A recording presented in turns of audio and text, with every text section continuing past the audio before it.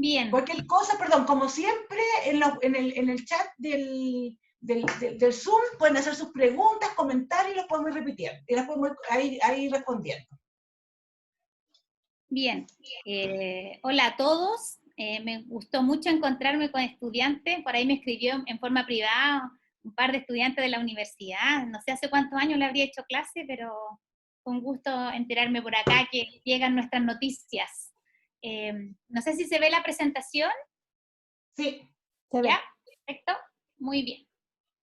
Nosotros queremos hablar desde una perspectiva de lo que plantea la comunidad, del proceso de aprendizaje en la pandemia, para vincularlo con el gran tema que vamos a analizar hoy, que es la interrupción de las trayectorias educativas y el tema de salud mental en los colegios.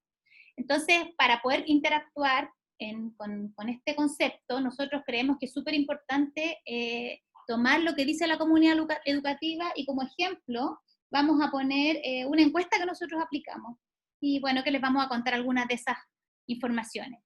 En ese sentido, me gustaría enmarcar nuestra conversación desde tres perspectivas teóricas. Uno, el concepto de la vulnerabilidad educativa; lo segundo, lo que implica una escuela inclusiva; y en tercer lugar, el rol de la familia en la escuela, con una mirada de tres autores que vamos a analizar brevemente, para que poder responder en definitiva a lo que se denomina la justicia social. Dicho eso, vamos a decir que la vulnerabilidad educativa podríamos analizarla desde dos perspectivas. Una, como que es susceptible de ser dañado el ser humano, y la segunda es que está asociada a condiciones de vida generadas por el medio en que habita. O sea, efectivamente, uno podría pensar que en la escuela entonces coexisten dos miradas de la vulnerabilidad, una que es antropológica y la otra que es social. Por tanto, en algunos de los colegios además se clasifican estas escuelas de acuerdo a ciertos riesgos o factores protectores que tienen, como lo plantea Junaed, ¿ya?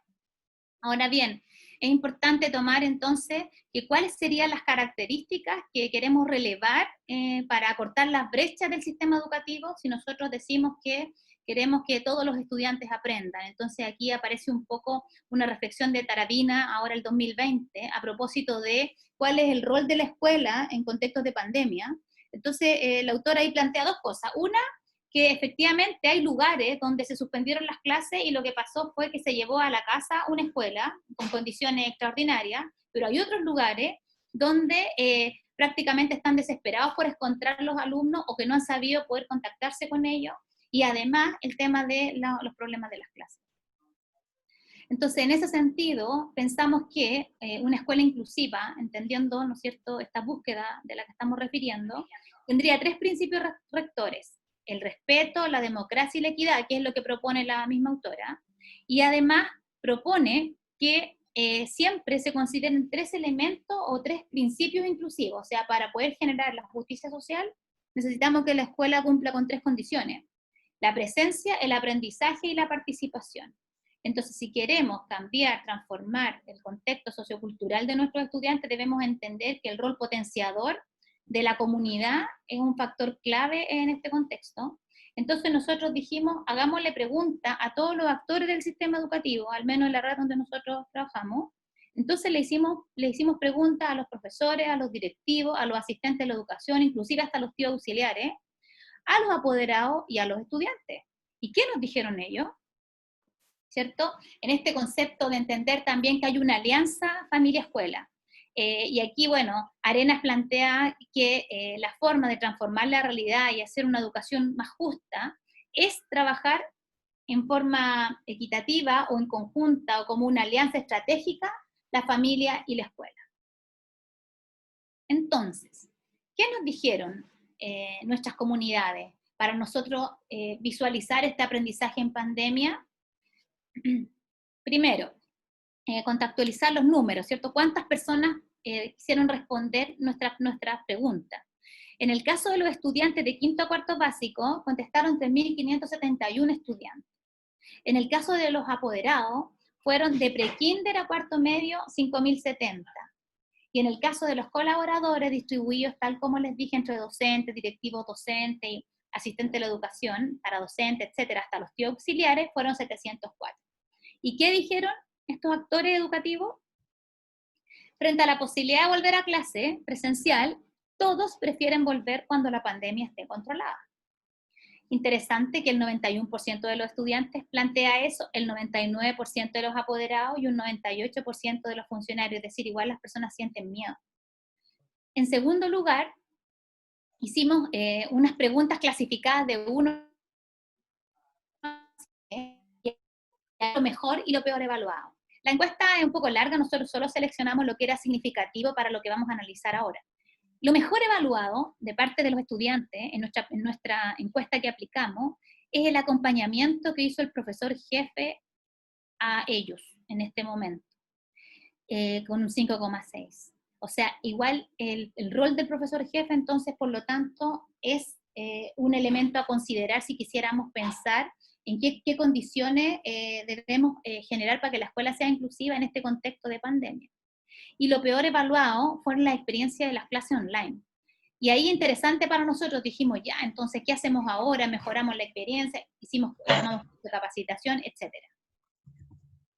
Luego los apoderados, le preguntamos a ellos, ¿qué es lo mejor? Y lo que tuvo la mejor calificación, que fue un 5,1, es la calidad de la guía y las tareas enviadas. Los papás consideran que eso está muy bueno. Y lo peor evaluado también para los apoderados es la experiencia de las clases online. Importante entonces, en el fondo, el apoderado y el estudiante valora la experiencia de clase presencial. Entonces, alguna vez alguien se preguntó y dijo, no, en el futuro la gente va a aprender virtualmente. La verdad es que no, la escuela sigue siendo naturalmente un espacio de encuentro social. Entonces, un espacio socioeducativo. Por lo tanto, la familia y los apoderados y los estudiantes siguen pensando que las clases online son buenas, pero nunca van a reemplazar entonces a las clases presenciales. Y finalmente, en el caso de los colaboradores, en estas preguntas que hicimos donde ponen nota lo mejor y lo peor evaluado, los colaboradores dicen que lo mejor evaluado son las reuniones de teletrabajo. O sea, se ha generado también este proceso de aprendizaje virtual, de generar encuentros a través de la tecnología, y es lo mejor evaluado por nuestros colaboradores. Y lo peor evaluado que plantean los colaboradores es la autonomía de los estudiantes. Importante entonces decir, ¿qué ha hecho la escuela para generar autonomía? Esa pregunta nos hicimos nosotros. Por lo tanto, a lo mejor vamos a tener que a futuro cambiar nuestras prácticas y empezar a desarrollar entonces estas habilidades que son importantes o denominadas también, uno podría pensar cómo nos acercamos a las habilidades del siglo XXI, y claro, una de ellas va a tener que ser la autonomía, desarrollar a estudiantes que sean capaces de autorregularse. Entonces es un desafío. Luego, cuando quisimos clasificar en aquellas cosas que le han significado mayor problema durante este tiempo, ¿ya? Lo que tuvo un porcentaje más alto frente a esta pregunta es el ánimo. El 56% de nuestros estudiantes declara que el principal problema que han tenido en este tiempo es el ánimo. El 52% plantea que tiene problemas con internet o con la conectividad, y ahí es importante poner en cuenta que nuestros colegios, o en el caso al menos de la red de la que yo dirijo, tenemos problemas de conectividad porque hay zonas rojas, hay lugares donde los niños no tienen acceso. Entonces, por un lado está el contar con el internet, por otro lado que exista conectividad, porque además si las clases de pronto se cae el internet, la clase pierde su continuidad. Una cosa que el mismo niño ha planteado que siente que hay un problema, tiene que ver con su propia disciplina. Entonces el niño dice, o el estudiante dice, no me sé ordenar, no me sé organizar. Entonces aparece de nuevo el tema de la autonomía, la autorregulación y la disciplina. Por lo tanto, entonces, la escuela debiera avanzar también en el desarrollo de esas dimensiones, ¿ya? Y el tema de los equipos y la tecnología, o sea, sentir que a lo mejor los computadores, si es que los tienen o no los tienen, en el fondo tienen alguna problemática. Respecto de esas mismas preguntas, ¿qué es lo que nos dicen los papás? Los papás también presentan el principal problema, que es el ánimo. Ellos consideran que los niños están viviendo un momento complicado. Además, siguen diciendo también que el internet es un problema, y ellos ponen en tercer lugar el tema de los equipos, pero también refieren el tema de la disciplina. Entonces aparece el tema del ánimo de los estudiantes, aparece el tema de la disciplina, la autonomía, autorregulación. Eso plantean los apoderados. Y en el caso de los colaboradores, también para ellos, el principal problema que han tenido en este tiempo es el ánimo, un 55%.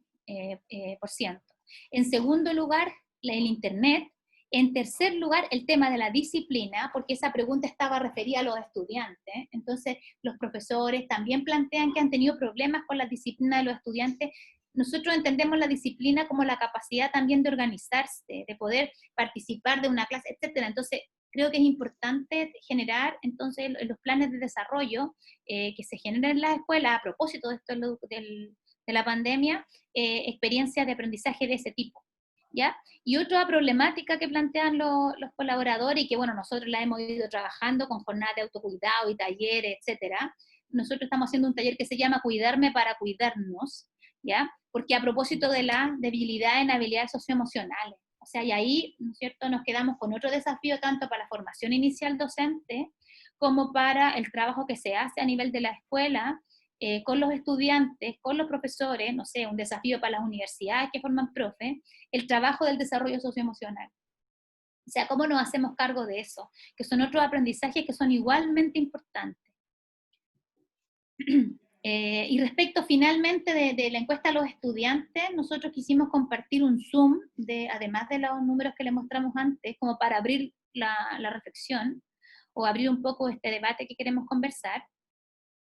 Igual existe un 8,2% de estudiantes que quiere volver a clase.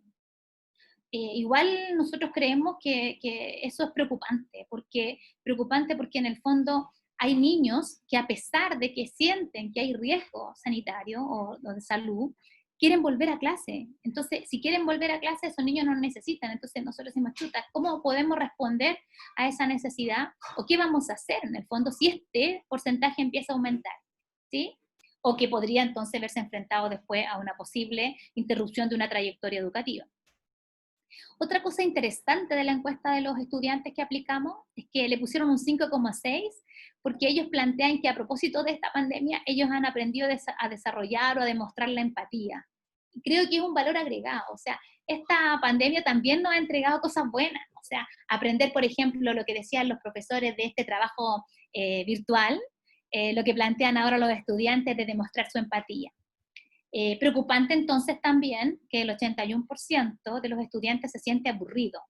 Entonces tú tienes un porcentaje de básica y media y hay una diferencia, pero el niño ya está aburrido. O sea, en definitiva, ¿cuánto tiempo más va a poder contener a este estudiante en ese espacio? Y la pregunta es, ¿qué pasa en aquellos lugares donde los niños viven en 40 metros cuadrados, por ejemplo?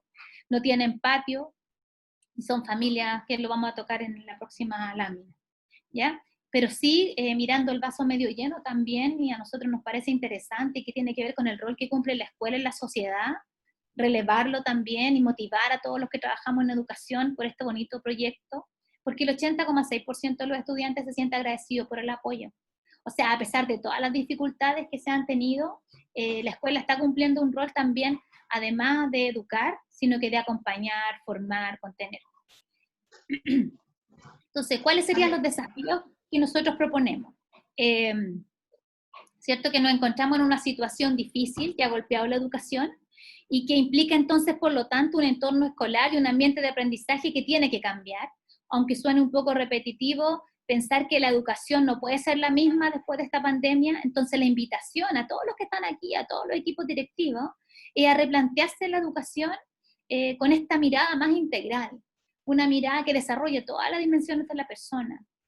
Teniendo como dato, según lo que plantea la Alejandra Greve en mayo del 2020, que cerca del 40% de niños y adolescentes, que además coincide con la población más vulnerable, no puede acceder a la modalidad de educación virtual. Entonces, eso va a implicar que hay un confinamiento, hacinamiento, incremento de la pobreza, y por lo tanto todo esto va a ir a un aumento de enfermedades de salud mental y con riesgo, por supuesto, de que haya deserción o interrupción de trayectoria educativa. Entonces, como estamos con este riesgo, con estas problemáticas, entonces replantear la educación que tenemos, y nosotros tenemos un par de invitaciones a propósito de los datos. Una de ellas es generar acciones preventivas para profesores y estudiantes. O sea, ojalá no esperar a que la situación ya esté, digamos, inabordable, sino que pensar, diseñar estrategias para anticiparse a esto. Y yo pongo ahí no solo con estudiantes, sino que también con profesores, porque tenemos que trabajar con ellos, ¿ya? En esta mirada de desarrollar a las personas, cuidarnos para cuidarte, cuidar a la comunidad para poder cuidarlos a los otros, ¿ya? Generar en los estudiantes interés por aprender, buscar experiencias que sean muy significativas. Yo decía, por ejemplo, que los niños escriban un cuento todos los días relativo a lo que están haciendo, no sé, pues si cocinaron, si barrieron, si tuvieron que recoger hoja porque el papá se lo pidió, la mamá, o la abuelita, se ha dado espacios muy interesantes de historias con los abuelitos. Entonces, generar interés por aprender, más allá del contenido. El contenido es súper importante, pero también las experiencias de aprendizaje. Entonces, ahí en tercer lugar nosotros decimos, bueno, generar altas expectativas en estudiantes y nosotros le agregamos y en apoderado. O sea, el apoderado en esto es súper importante. Cuando nosotros decimos que queremos que estos niños logren todos sus sueños, se potencien hasta su máxima expresión, también tenemos que creer que esos apoderados nos pueden acompañar en eso. Cuando nosotros suponemos que el apoderado no nos puede ayudar, claramente también lo restamos del proceso educativo.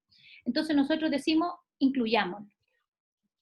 En cuarto lugar, fortalecer el liderazgo del profesor o profesora jefe. O sea, dado que al menos los resultados de nosotros, lo más importante, lo que los estudiantes más valoran es el trabajo que este profesor jefe ha hecho con ellos. Entonces nuestra invitación es hacer que este profesor jefe asuma una fuerza. Entonces estaría generando en él también ciertas competencias de acompañamiento a los estudiantes.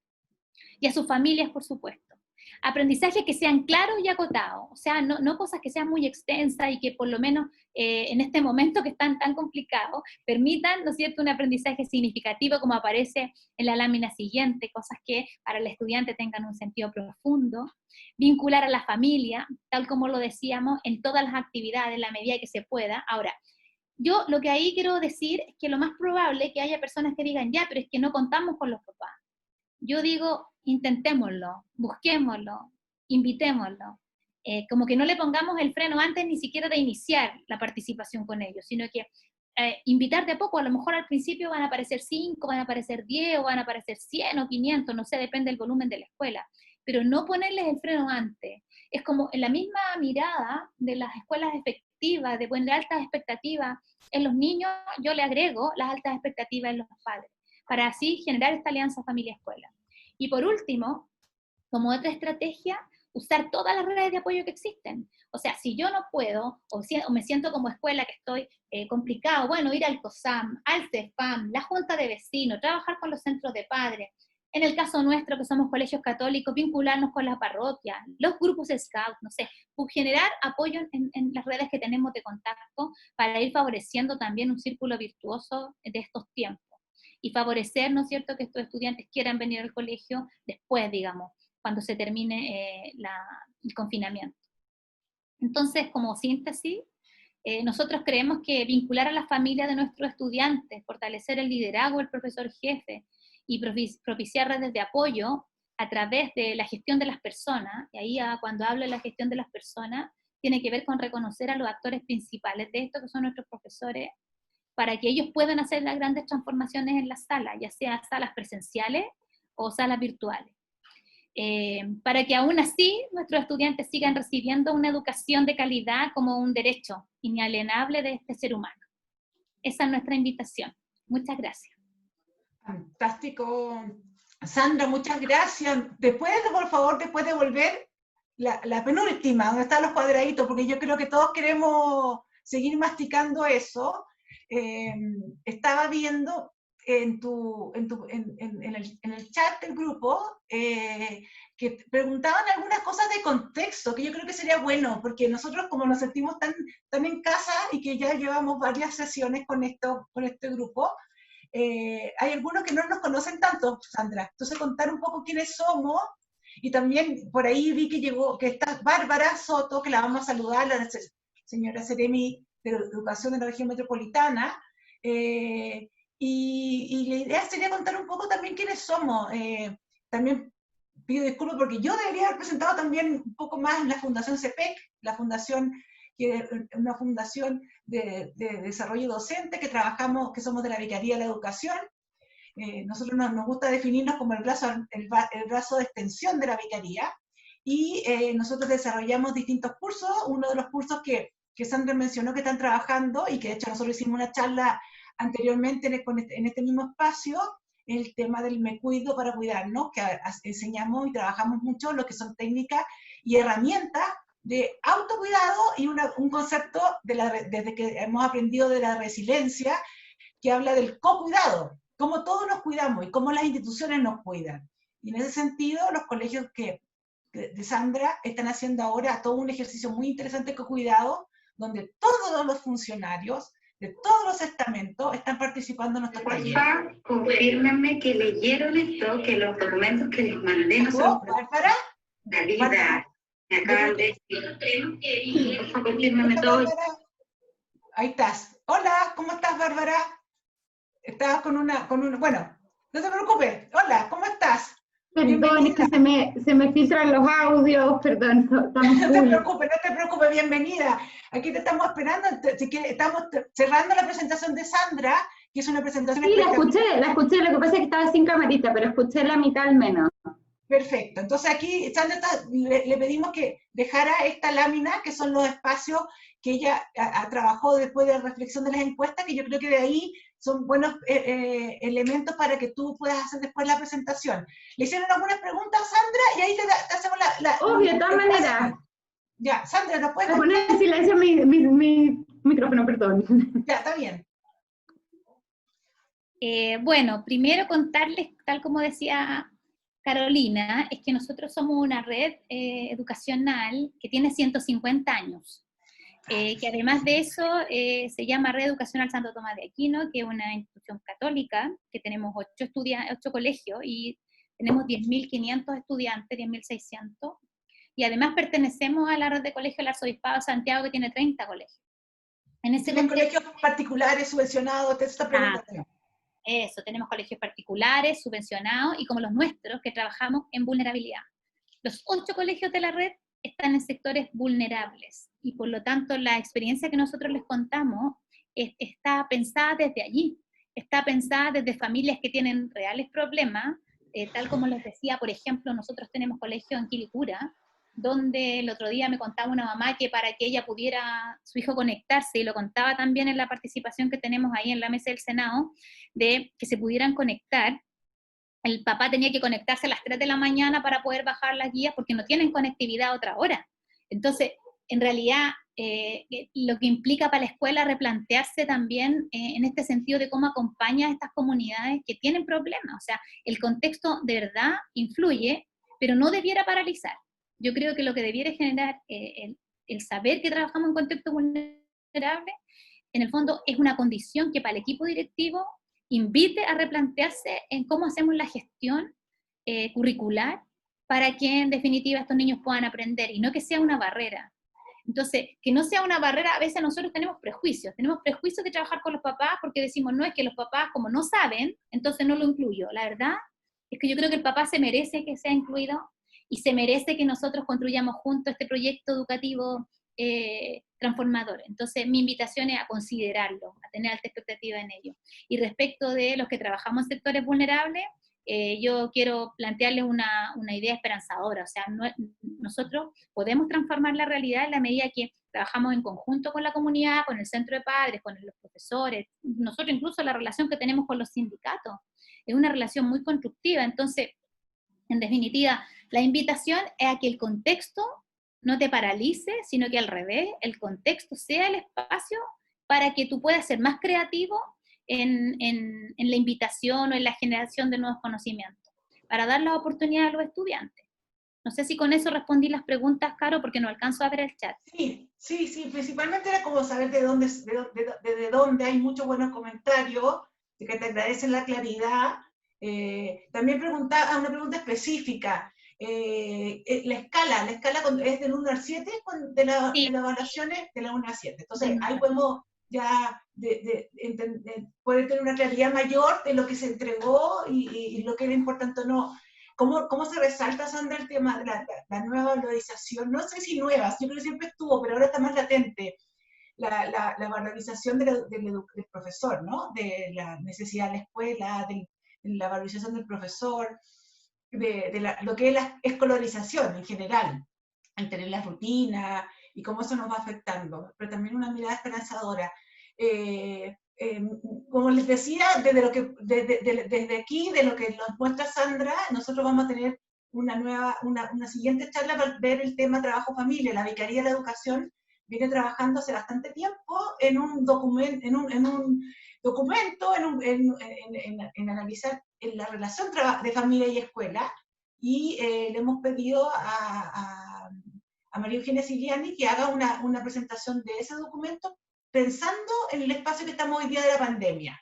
¿Ya? Y ese documento va a ser trabajado. Por ahí veo a Fabiola Zambra, secretaria ejecutiva de la Vicaría de la Educación, que me tiene que dar el pase para que pueda contar que ese documento va a salir pronto a la luz, y ese documento, la idea es que nos va a dar varias pistas de cómo hacer este trabajo, que siempre es importante. Para los colegios, nosotros que somos colegios católicos, es un eje fundamental, y ese es un manual,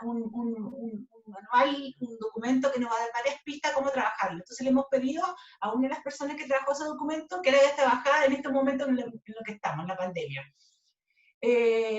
Bárbara, ¿estás por ahí, por favor, para que te podamos... Ya hicimos las presentaciones tuya y de Sandra. Si puedes conectar la cámara y el micrófono para que podamos puedas participar en la conversación. No te veo por ahí. Si me haces una seña, tienes que prender tu micrófono porque estaba apagado. Ya, la vi por ahí, pero bueno. Ahora sí, es que ustedes me lo apagaron. Sí, es que ustedes me lo habían apagado, entonces no lo podía...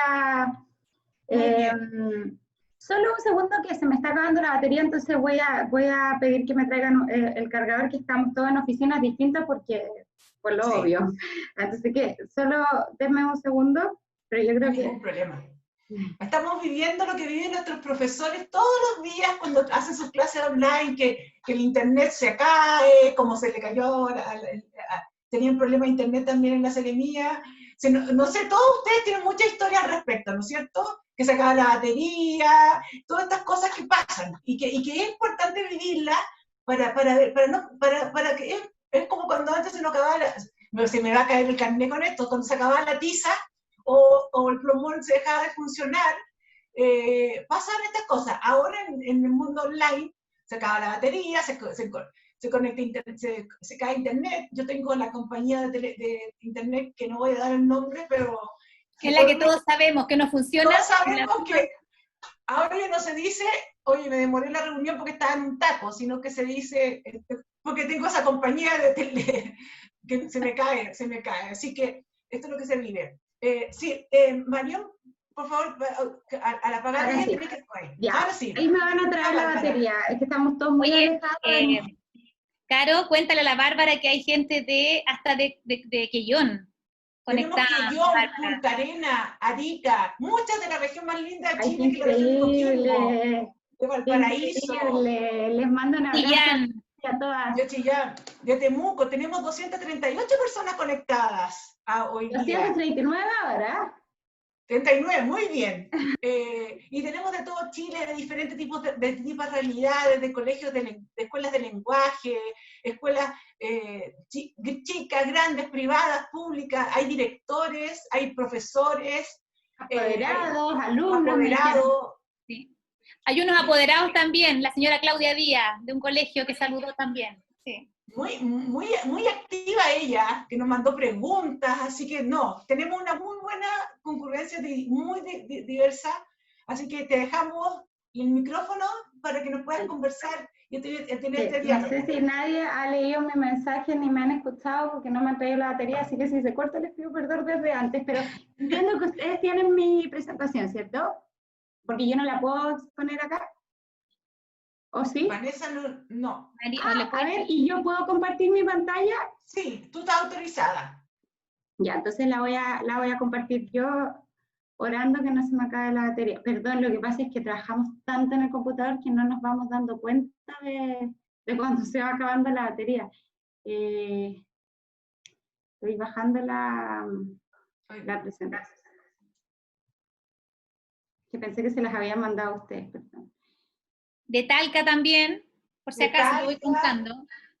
están denunciando a la compañía por el chat, pero yo no lo voy a decir. Hay alguien que lo está diciendo. De San Felipe, mientras tanto. No, y los salesianos, vamos a saludar a la congregación Sí, los salesiana. salesianos, sí. De Coronel, de Coronel. Hualpén. No, muy, muy, muy lindo escucharle. Lo que le decimos al principio siempre, que viajamos cuando vamos viendo sus lugares. Así que todo fluye así. Bueno, seguimos contando de las anécdotas. Ahora, Sí, estoy abriendo la presentación. ya. Valparaíso, Villarrica, Peñalolén, La Ligua, La Serena. Oye, el colegio San Alberto Hurtado Quilicura ahí, pero grita, saluda fuertemente. San Antonio, Maipú, Punta San Arenas Miguel. con grados bajo cero, Punta Arenas. Punta Arenas y Arica. Sí, Punta Arenas y Arica. ¿Ahí se ve? Sí, perfecto. Ya, buenísimo. Yo espero que esta sea, lo que pasa es que tuvimos un problema con la presentación porque hoy día justo nos mandaron algunas cosas de la priorización curricular, pero era para nosotros nomás y yo lo había puesto en la presentación. Espero que no esté porque si no me va a matar el ministro. Ya, no sé, ¿la ven? Sí. A ver, las voy a bajar ya. Me pidieron hablar de 4 temas, así que yo voy a empezar por el currículum y me anoté ciertas cosas porque yo soy dispersa a los que me conocen, entonces para no dejarlo, y sobre todo yo voy a un poco concentrarme en la salud mental. Ahí quiero parar porque, bueno, los que me conocen, que están presentes, saben que es mi tema. Bueno, algunos Se le habrá acabado la batería. No. Se cayó. Ya. ¿Ven lo que si a la Ceremi se le cae la batería, que se nos caiga a nosotros cuando estamos haciendo las clases? No hay ningún problema, ¿no? O sea, podemos decir que bien, entonces, ¿cómo cumplimos? Así que bueno, le esperaremos que busque el cable y como, a ver, ¿quién de aquí se le ha acabado la batería y se le ha caído internet? A ver, para que le podamos, ya, acá hay algunos que están haciendo señas, entonces hagamos señas y entendemos que se sufre con estas Oye, cosas. claro, pero recuerda la broma ahí también en la mesa del Senado, también se cae el internet. Ahí también. Ah, bueno, sí, se cae en todas partes, sobre todo si tienen esa compañía, que funciona muy mal. Pero bueno, ¿ven? No, me está diciendo la Esmeralda que parece que se cortó la luz. Se cortó la luz. ¿Ven? Mira, la pobre Ceremi, que no la hemos querido, está viviendo todo lo que sufrimos todos nosotros, todos los días cuando estamos tratando en clase. Ahora se corta la luz, ya, eso ya es mucho, pero bueno, esas cosas pasan, ¿ven? Así que no tenemos, mira, como dicen, en la imperfección está la belleza, entonces no nos tenemos que angustiar cuando nos pasa. Sí, yo creo que puedes volver a contar un poco lo que ha hecho Bárbara, si quieres compartir eso también, para que la gente que llegó después se incorpore. Bueno, yo le había contado que Bárbara es comunicadora social, periodista, con un diplomado en educación en contextos vulnerables de la Universidad Católica, además profesora de lenguaje y literatura, ha trabajado ha hecho varios cursos de temas de liderazgo, y Educar Chile, ¿no? Era de donde ella fue una de las primeras personas que estudió por el Educar Chile. Ha trabajado en Peñalolén, en distintos colegios, muy preocupada de esos temas, y es Jóvenes Sin Frontera, en algunos programas de Escuela de Talento y Felicidad en la Penitenciaría de Santiago, entonces tiene harta experiencia en diversos temas. Fue ganadora del premio Mujer Impacta del 2015, y también con un emprendimiento, estuvo en Stand Up Chile. O sea, una mujer que tiene diversidad de experiencias y realidades, pues nos interesaba muchísimo contar con ella y con lo que está pensando el Estado. Además queríamos saber conocer la lámina que no nos quería mostrar de la priorización. Pero bueno, llegará cuando... Y Carola, mira, aquí hay una persona que hace una reflexión muy interesante a propósito de lo que estamos viviendo, que es Ángel Sánchez. Ángel, no sé de dónde eres, pero dice, hemos aprendido a esperar y al trabajo virtual. Yo creo que eso, de verdad, es muy interesante lo que planteas, porque en un mundo donde todo es tan rápido, de repente se cae y uno tiene que, bueno, hay que esperar, porque en definitiva se va a resolver. Y me gusta mucho tu reflexión, no, es Ángel Sánchez Paz, respecto de que hemos aprendido a esperar y al trabajo virtual. Oye, más como que lo segundo, pero esto está estudiado, es una cosa cognitiva. Online los segundos, cuando estos silencios se hacen más largos, no es una cosa de ansiedad de nosotros, pero tenemos que aprender a vivirlo. Como yo decía antes, había tacos, ahora hay otras cosas. Veo por ahí a Marcelo Neira, que fue uno de nuestros expositores, que quería trabajar. Sí, Marcelo. No, es que Te muy presento, interesante. Marcelo. No, de la Vicaría para la Educación. Es que de los datos que daba Sandra, hay algo que se confirma y que tiene que ver también con la salud mental de las personas, pero del sistema educativo también en general. Y es que tú planteabas que hay un riesgo que es súper patente de interrupción de la trayectoria escolar a propósito de la pandemia. Pero quiero visibilizar que este es un tema que ya se viene dando desde mucho tiempo.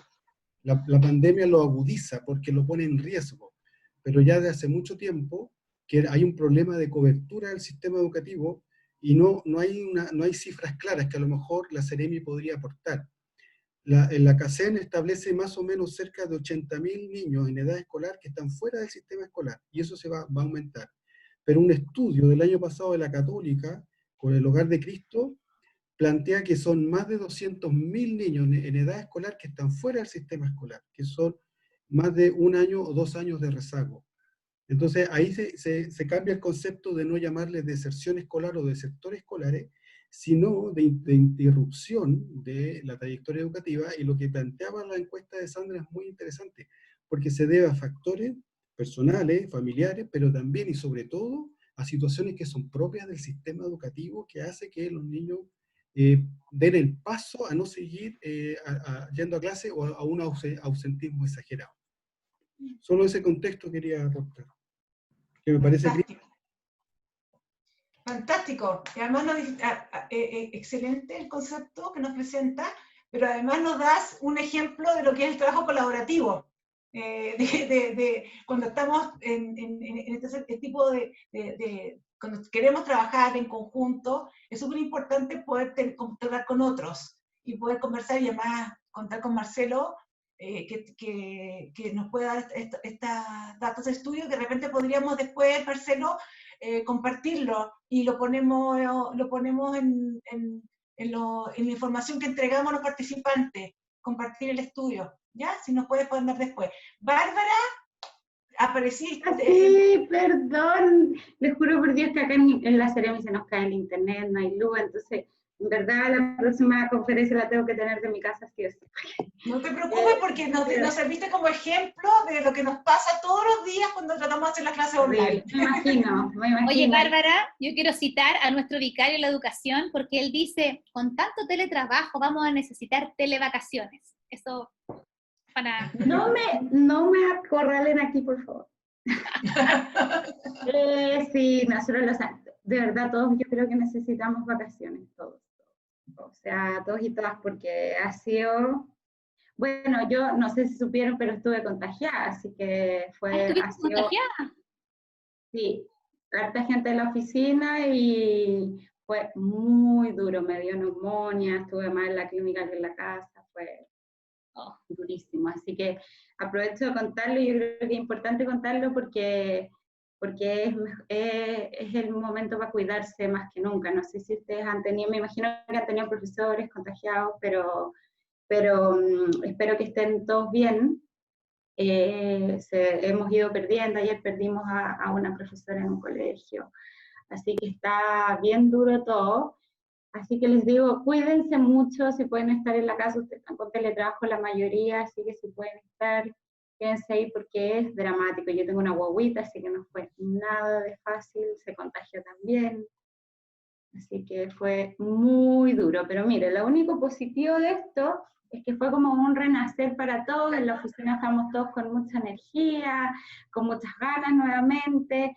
Y también a uno se replantea muchas cosas cuando se contagia. Muchas cosas. Y yo un poco lo decía la Sandra también en su presentación. Nadie puede volver a ser igual, ni la educación en general, y ninguna persona va a volver a ser igual después de esto. Así que eso es muy positivo de lo negativo que fue contagiarnos, es que yo creo que uno se replantea muchas cosas, ser mejor mamá, mejor amiga, mejor todo, mejor persona. Así que cada vez que se me pasa un pensamiento de rabia por la cabeza, digo, ya, tengo que respirar, la vida es corta, más para adelante. Así que en ese sentido, yo creo que fue positivo un renacer con este contagio. Bueno, ya no sigo con eso porque ahora voy a contarles lo que les interesa.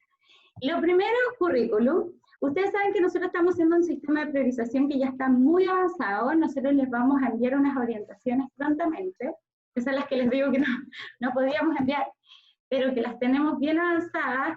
Y estas orientaciones vienen bien claras respecto de horas, asignaturas, de 2 niveles que vamos, todo esto se va a dividir en 2 niveles, uno de contenidos priorizados que son imprescindibles y otro que viene después que son más significativos y que vienen y que esperamos puedan pasar estos 2 niveles en el tiempo que estemos o que volvamos a clase. Y si no, porque todo depende de cuando las condiciones sanitarias estén que lo permitan, ustedes se tienen que concentrar en este primer nivel. Este no es un nuevo currículum, porque de hecho la normativa no lo permite, este es solo una priorización de contenidos, una priorización del currículum que nosotros hicimos en torno a la contingencia. Y en este sentido nosotros hemos trabajado mucho porque hay quienes les ha gustado decir que se va a perder el año, y lo que genera el concepto de perder el año es preocupación, angustia, incertidumbre. ¿Qué papá, qué mamá, qué apoderado va a sentirse tranquilo si le dicen que su hijo va a perder el año? Imagínense un apoderado cuarto medio que le dicen que su hijo va a perder el año, porque va a tener que hacer todo el cuarto medio nuevo. Entonces, en eso en general nosotros hemos querido ser bien claros al decir que este año no está perdido. Nosotros valoramos muchísimo el trabajo que están haciendo. Nunca una clase online va a ser la misma que una clase presencial, y eso cualquier profesor lo va a decir, porque si no significaría que tendríamos que desaparecer nosotros. Porque en la sala de clases hay un vínculo que no se va a dar nunca por la tecnología, y gracias a Dios que no se dé nunca por la tecnología, porque esa es la magia de enseñar, el vínculo que se da entre un profesor y un niño, pero no solo eso, sino que el vínculo entre pares, porque está muy comprobado, y ustedes lo saben mejor que yo, que los niños aprenden mejor con un par, con un compañero, en equipo. Por lo tanto, de hecho, todas las metodologías que hablan de trabajar en equipo, hablan de un aprendizaje mayormente significativo que uno que trabaja individual, que es un poco la educación que teníamos hace algunos años, una educación mucho más individualista, más que del trabajo en equipo en sí mismo. Entonces, y por eso me engancho a decir que nosotros sí queremos volver a clase, y mucha gente nos critica, pero no significa que no nos importe la salud. Lo primero es la salud de los niños, lo primerísimo, pero lo segundo es que somos el Ministerio de Educación y no nos pueden pedir no tener intención de volver a clase, porque hoy, y lo saben ustedes mejor que nosotros, porque trabajan muchos con una vulnerabilidad altísima de niños y niñas, hay muchos niños que están quedando atrás por conectividad, también lo decía la Sandra, por acceso a computadores, incluso por la cantidad de computadores que hay en la casa, porque el mismo computador tiene que ir rotándose por todos los hermanos, con el papá, con teletrabajo, etc. Y también hay una realidad que no podemos evitar decir, y esto yo soy muy claro en decirlo, y yo siento que a la gente le da como cosa decirlo, pero es una realidad que los profesores sabemos que ocurre. Hoy hay muchos de nuestros niños y niñas que no están siendo protegidos en su casa. Hay niños nuestros que están siendo violentados en sus casas, que están siendo abusados en su casa, y las escuelas, nuestros colegios, son un espacio protector para ellos. Ayer estaba en una conferencia donde un especialista dijo que las escuelas no eran como un espacio protector, y yo lo rebatí, dije no puedo irme sin decir que esto no es así. Yo creo que todos podemos mejorar, pero las escuelas son un espacio protector para los estudiantes. Y por eso es importante para nosotros que se retorne, aunque sea un tiempo cortito a las clases, para recuperar ese vínculo, para acoger a nuestros alumnos, para acoger también a los profesores, porque nuestros profesores también están angustiados. Ahí en la academia, creámoslo o no, porque hay quienes le creen a la academia y quienes no, pero esta vez yo le voy a creer, porque el 89% de los chilenos dice sentir angustia, depresión, y cuando uno ve esas cifras se alarma, porque esos adultos probablemente vivan también en el entorno con niños y niñas. Por lo tanto, son ellos los que reciben esa angustia, esa incertidumbre, esa depresión, con sus adultos cercanos, con sus personas protectoras, con sus cuidadores. Entonces, por eso nosotros hemos sido como, mucha gente nos critica por querer volver, etcétera, pero no es por eso, es porque como Ministerio de Educación, y el ministro lo ha dicho bien claro, yo soy el ministro y también mi trabajo es velar porque la brecha educacional se acorte, y esta pandemia lamentablemente está aumentando esa brecha.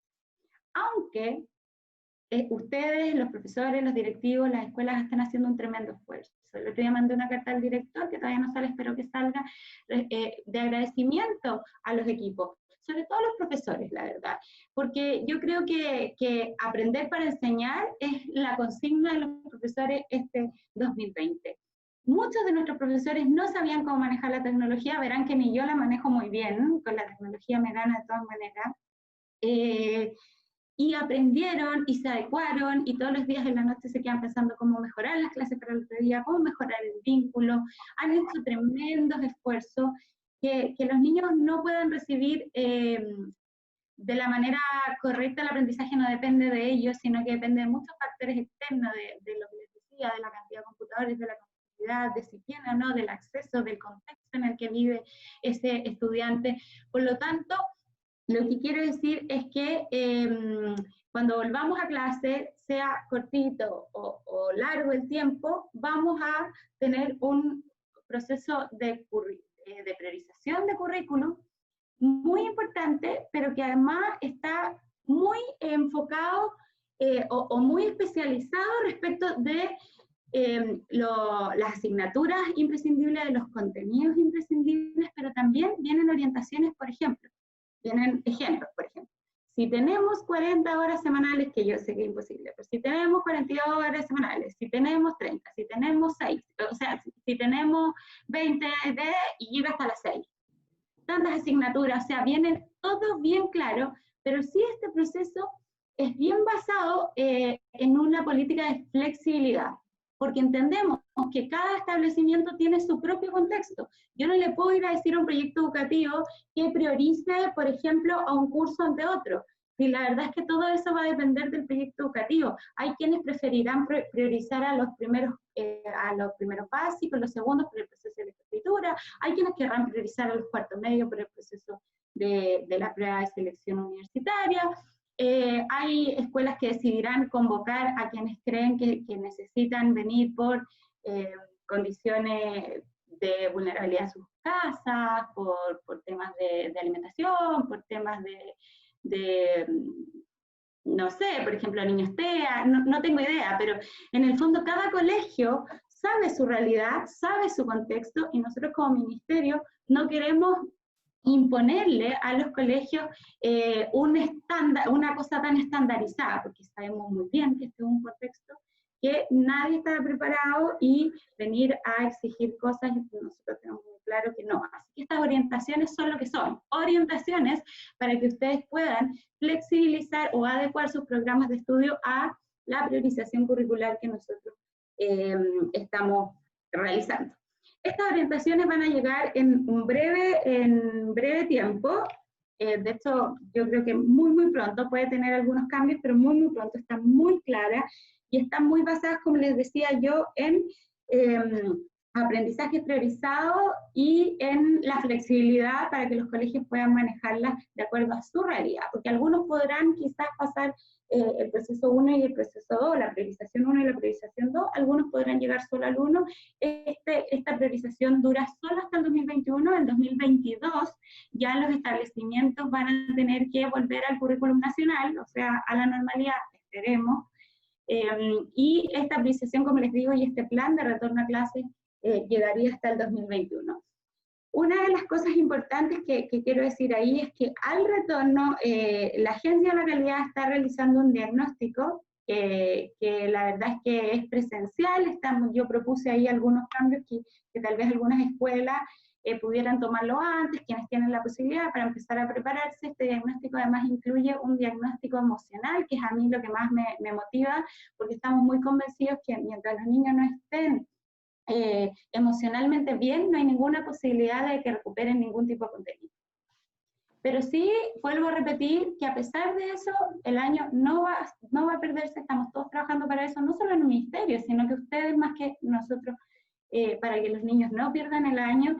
Y otra cosa muy importante es que en general a los profes no se nos olvida, pero en general a la gente se le olvida que todo es aprendizaje. Y hay aprendizajes significativos mucho más importantes que algunos aprendizajes que pueden aparecer en el currículum, y con esto tal vez no, puedo ser un poco polémica, pero la verdad es que yo creo que los aprendizajes que hoy están teniendo los niños de resiliencia, de empatía, en la casa, de quizás mucho compartir con sus papás que no compartían antes, de conversaciones profundas con ellos que se están teniendo, de cocinar con la mamá, con el papá, de ordenar con la mamá, el papá, el apoderado, eso también es un aprendizaje significativo. De tener que estar en la casa por un otro también es un aprendizaje significativo. Y probablemente para la vida va a ser mucho, mucho más importante que ciertos contenidos. Entonces, en eso queremos ser súper claros, y por eso decir que vamos a perder el año es una consigna muy, muy injusta. Injusta con los profesores, con los colegios y también con las familias. Nuestro deber, por supuesto, y esto es súper importante decirlo, es asegurar que los colegios no tengan clases, y lo dijimos bien claro en un jardín que estaba funcionando el año pasado, mientras las condiciones sanitarias no se den. Ya les dije que el sistema de priorización, que el programa dura hasta el 2021, que van a venir aprendizajes imprescindibles, y también aprendizajes integrados que ayudan a comprender y aplicar el conocimiento. Estas orientaciones son bien claras, le van a llegar a todos los establecimientos, como siempre son orientaciones, por lo tanto cada colegio va a poder aplicarlas como crean mejor. Espero que no se me vaya alguna cosa respecto al currículum, voy a seguir porque si no, ya. Luego, respecto de evaluación, también nosotros entregamos ya unas orientaciones que están bien claras respecto de que nosotros creemos que la mejor forma de evaluar hoy es formativa, y la retroalimentación constante entre los profesores y los alumnos, y eso yo sé que se está haciendo en la mayoría de los establecimientos. También sé que en algunos establecimientos están poniendo notas, calificaciones, nos llega mucho de los apoderados. No es que nosotros como ministerio vamos a condenar a un colegio que lo esté haciendo, porque nosotros volvemos a la consigna de que cada colegio tiene libertad y autonomía. Estas son orientaciones. Creemos que este es un momento para aprovechar la evaluación formativa de retroalimentación, pero no vamos a ir a condenar ni a multar, ni la superintendencia va a ir a poner una sanción a quien tenga notas. Pero sí creemos y seguimos creyendo que es un buen momento para la evaluación formativa, que nosotros está 2 veces, y con metas realistas. Y esto es súper importante también porque está alineado a la salud mental. Las metas realistas son importantes, y ya que hay apoderados, no solo para los profesores, sino y para temas de evaluación, para temas de currículum, sino también para las familias. Hoy hemos visto un estrés en ciertos grupos. Los papás se sobreexigen y se estresan por no manejar los contenidos que los niños tienen que aprender y que les mandan los profesores o los colegios, y es normal que no los manejen si los papás no son los profesores. Y no tienen por qué manejarlo, porque quizás lo pasaron hace muchos años y quizás nunca vieron este contenido. Y no tienen por qué. Y en el fondo en eso yo he sido bien clara en decir que no es el momento para, además de todo el estrés que provoca el desempleo, la baja de la economía, el encierro, etcétera, provocar un estrés extra porque los niños tengan que aprender. Y ese estrés además cuando recaen los apoderados se pasa sí o sí a los hijos, se pasa sí o sí. Entonces no hay que sobreexigir a los apoderados, ellos sobreexigirse a ellos mismos y tampoco sobreexigir a los niños. Ya llegará el momento, y eso es un poco nuestra pega, de, como les decía, priorizar ciertos contenidos, y si el niño no puede aprender eso en la casa, bueno, mire, y hicimos todo lo posible y no se pudo, bueno, llegará el momento y estamos muy confiados en que los profesores nos van a ayudar para que así sea, pero como les digo, esto está bien priorizado respecto a contenidos imprescindibles. Luego, el retorno a clase se va a dar bajo 4 conceptos, y que el ministro lo ha dicho muy claramente. Primero, que las condiciones sanitarias sean las propicias para que los niños vuelvan. No sé si vieron que en Rapa Nui ya vuelven a clases, y esto se dio porque, uno, el alcalde lo solicitó formalmente, y por lo tanto entiendo que su consejo municipal y la administración están de acuerdo. 2, porque las condiciones son muy distintas, o sea, por una cosa ya geográfica, que es una isla que está lejos del continente, en el fondo está fuera del continente, y también porque las condiciones sanitarias así lo permitían. Acá hay un trabajo mancomunado con Salud, y es Salud el que dice, ok, aquí están las condiciones para que los niños retornen a clase. Entonces, este es un primer intento, una primera aproximación al retorno a clase, pero como les digo, mientras no estén las condiciones sanitarias no se va a dar.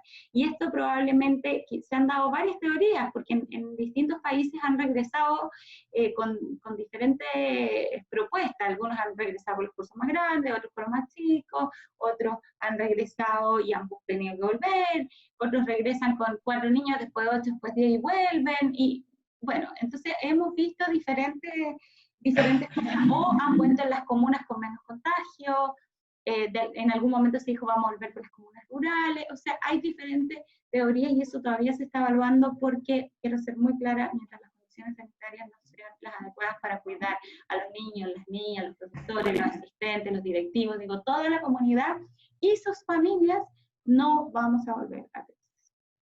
A pesar de lo que les dije anteriormente, que creemos que sería beneficioso volver, aunque sea un periodo para recuperar algo de aprendizaje, pero sobre todo para recuperar el vínculo que hay en las comunidades educativas.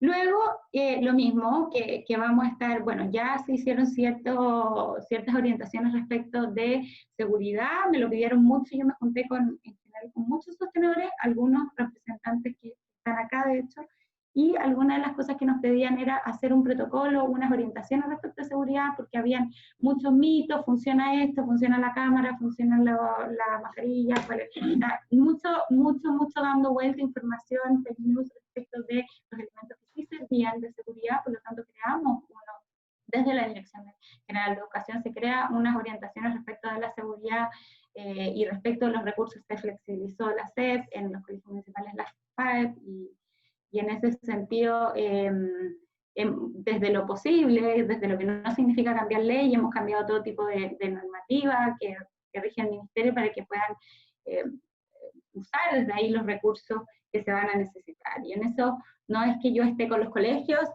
porque muchos apoderados dicen la Seremi está con los colegios, y no es eso, porque es que cuando uno trabaja en colegios sabe lo que implica un retorno a clase, y sabe también lo que implica, por ejemplo, el gasto que se va a realizar en temas de seguridad. O sea, es infinito. Y cuando la gente dice, bueno, los niños tendrán que llevar su mascarilla, bueno, pero uno que trabaja en colegio sabe que no todos los niños van a llevar con mascarilla, desde lo más básico, entonces uno como colegio tiene que tener esas cosas. Y eso implica un recurso. Y por eso, respecto a los colegios particulares, que entiendo que aquí hay por lo menos un sostenedor que representa a 3 colegios particulares, nosotros no podemos flexibilizar ningún tipo de ley, pero lo que hemos tratado de hacer es mediar entre los apoderados y explicar que hoy hay una cantidad de recursos que se sigue gastando, y gastos fijos como sueldo de los profesores, y en ese sentido hemos mediado no porque yo esté con los colegios, sino porque además estoy con mis profesores.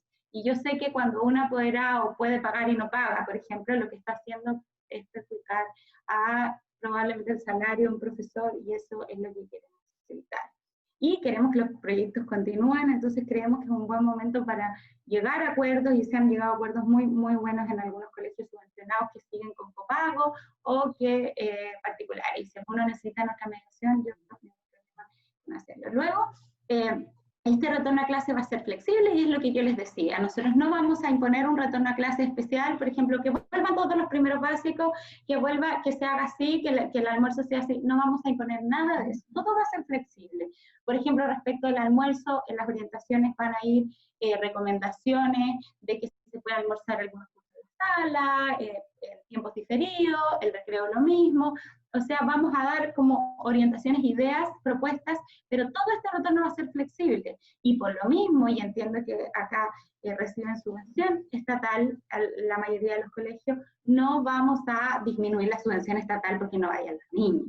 O sea, eso tendría que ser muy de loco. Se va a aplicar criterio de emergencia, por lo tanto la subvención se sigue pagando en base al artículo 13, que es a los días que asistieron en marzo este año. Algunos les perjudicó, otros les benefició, pero bueno, en general estamos más o menos similar al año anterior. Y esto se va a pagar como un estándar en el fondo. Sería una locura que pagáramos como Estado a la asistencia real. Porque la verdad es que nosotros tenemos clarísimo que ciertos apoderados han decidido no mandar a los niños definitivamente en todo el año, pase lo que pase, y a pesar de que las condiciones sanitarias estén. Y luego, esto del retorno a clase tiene una base en la equidad, y también tiene que ver con algo que ya había hablado, para no latearlos tanto, respecto de que esto se hizo, se quiere o se piensa, porque hoy hay una situación de inequidad increíble, grave, grande, y la brecha aumenta por una situación de inequidad en los hogares. Y eso ustedes lo saben mejor que nadie. Entonces, obviamente no todos los niños pueden tener clases online, no todos están recibiendo contenido porque no tienen computador. Muchos de ellos, los papás están yendo a buscar guías al colegio, ustedes también lo hacen, y muchos de ellos tampoco están recibiendo nada. Y eso es un dolor en el corazón, porque todos sabemos que también la educación es un motor de movilidad social, y eso no se nos puede olvidar. Lo más importante es la salud, y lo quiero volver a recalcar, pero la educación es un motor de movilidad social, y no lo digo desde afuera, desde mi comodidad, porque yo soy hija de la educación pública y luego de la educación subvencionada, mucho orgullo, y si probablemente yo no hubiese tenido la suerte de ir a un colegio subvencionado de excelencia, no hubiese llegado a ser ni profesora, ni profesional, ni STEMI, probablemente. Probablemente yo creo que con seguridad se los digo. Entonces, la verdad es que la educación sí es un motor de movilidad social, y por eso el retorno a clase se basa en la equidad. Sí. ¿Bárbara? Sí. Hola. Perdón. No, te quería, bueno, entendemos que este es un tema bien complejo, que requiere de mucha profundización, el tema que te invitamos a conversar, ¿no? De la introducción a la trayectoria educativa y la salud mental. Todo lo que tú nos estás dando, estas orientaciones y todos los aspectos formales que nos estás contando también de los avances, cómo vamos y lo que se espera, nos ayudan a tener un poquito, alguna certeza en este mundo de incerteza. Así que te lo agradecemos. Te quería comentar que tenemos varias preguntas en el chat súper interesantes, que con Sandra estamos aquí, mientras tanto también viendo algunas para poder hacértelas, pero te quería proponer y comprometer de que nosotros como la Fundación CEPEC vamos a tomar las preguntas y que las vamos a hacer llegar. Yo se las respondo, de todas maneras. Y yo me dejé harto tiempo disponible, porque no tengo, bueno, me imagino que todos tienen muchas cosas que hacer, pero si quieren hacer más preguntas acá o enviarlas, yo, ningún problema, yo respondo todo. Ya, pues podemos tomar alguna de las preguntas. Sandra te va a hacer alguna hora, alguna las va a contestar ella, pero hay preguntas bien específicas que quizás sería bueno mandárselas y después nosotros de todas maneras. Los emails de la gente que participó, le podemos contestar algunas, así que los que no les contestemos hoy día, ahora, en este momento, podemos hacerlo en otro momento, pero te agradecemos el contexto que nos estás dando. Y Sandra. Bárbara, mira, hay varias preguntas de diferentes ámbitos, vamos a ir tocando algunas, que tú las referiste, pero a lo mejor... Pero no termino mi presentación primero. Ah, perdón. No, termínala. La terminamos, voy a ir rápido, les juro. Lo de deserción escolar, bueno, Chile tiene 185.000 niños y jóvenes que están fuera del sistema, y eso ha sido siempre una preocupación nuestra. Los factores de riesgo aumentan en la situación de crisis, por lo tanto se estima que este número se va a incluso triplicar, que es dramático, porque tenemos situación de desempleo, de pérdida de vínculo entre el alumno y su comunidad, y eso es importantísimo en niños que están en riesgo.